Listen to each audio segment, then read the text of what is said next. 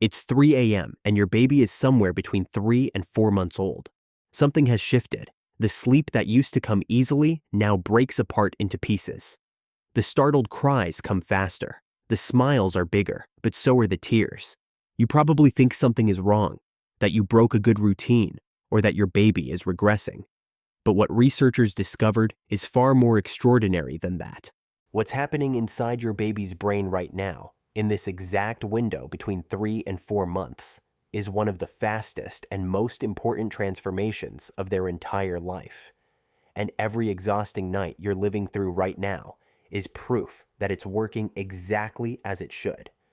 Your baby wakes up crying every 90 minutes, even though they used to sleep for stretches of 4 or 5 hours. Most parents assume something has gone wrong, that a habit was lost, or that they made a mistake somewhere along the way. But researchers at the University of Arizona and other sleep labs studying infant development found something remarkable happening at this exact age. Your baby's sleep cycles are shifting from a newborn pattern into an adult-like structure with distinct stages of light and deep sleep, each one waking briefly before drifting into the next. Your baby's brain isn't falling apart. It's rebuilding itself, wiring the architecture it will use for the rest of its life.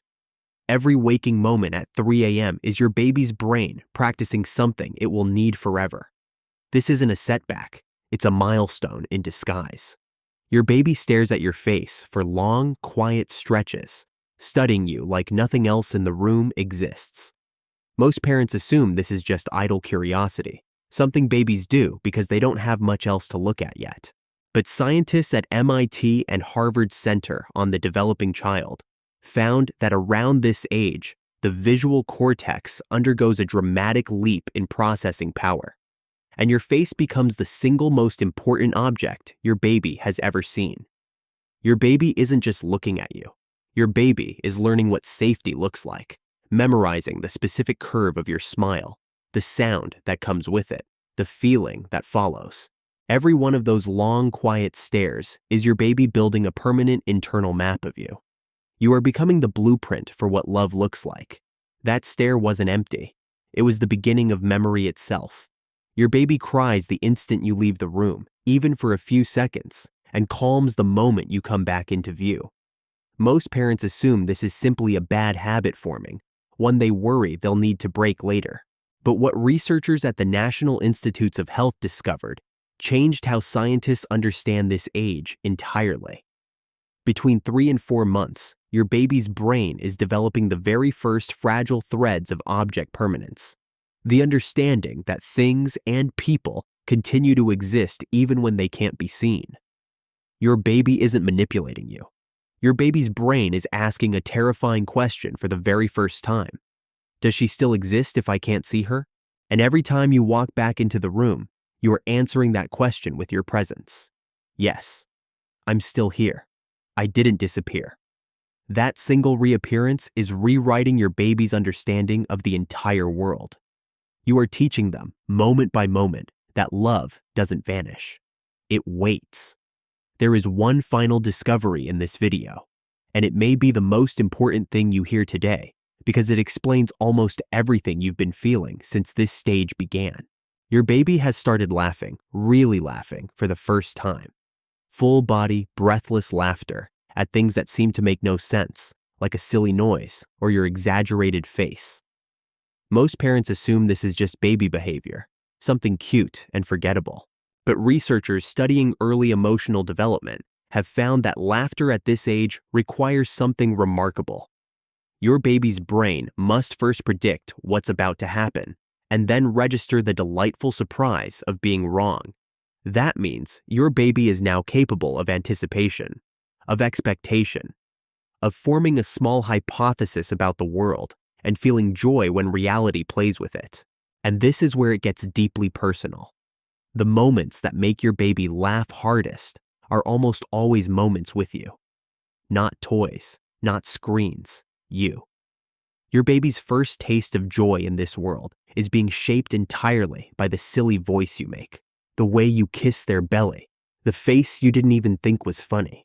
You are your baby's very first comedian, their very first thrill, their very first proof that the world can be delightful and safe at the same time. But we'll come back to that in a moment, because what it means for your child changes everything you thought you knew about these hard, sleepless weeks.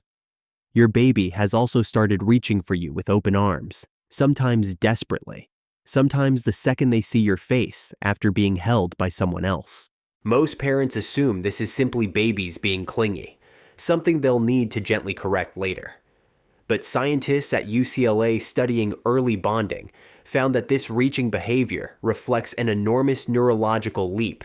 Your baby's brain is now linking emotion to motor movement for the first time, meaning feelings are no longer just internal. They are becoming actions. Your baby feels something and now has the physical ability to reach toward the source of comfort. When those arms go up for you, it isn't neediness. It's your baby's brain saying, in the only language it has, you are the answer to what I feel. Every time you pick them up, you're not just comforting a cry. You're confirming on a neurological level that emotions are meant to be shared, and that reaching for someone you love is always safe. You are their very first proof that vulnerability leads somewhere good. All 5 of these discoveries are really one discovery wearing different faces. The sleepless nights, the long stares, the crying when you leave the room, the breathless laughter, the desperate reach of tiny arms. None of it is your baby falling apart, and none of it is something you're doing wrong. It's your baby's brain undergoing one of the most intense developmental leaps it will ever experience, and you are the environment that leap is happening inside of. You are not just getting through these exhausting weeks.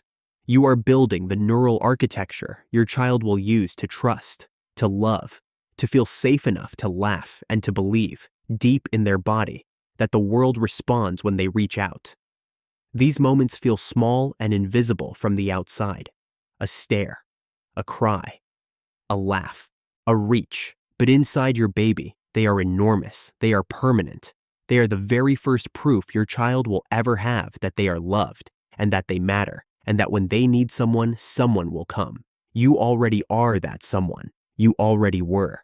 And nothing about these hard, tired, overwhelming weeks has been wasted. Every single one of them has been building the safest, most securely loved version of your child that you could possibly give them.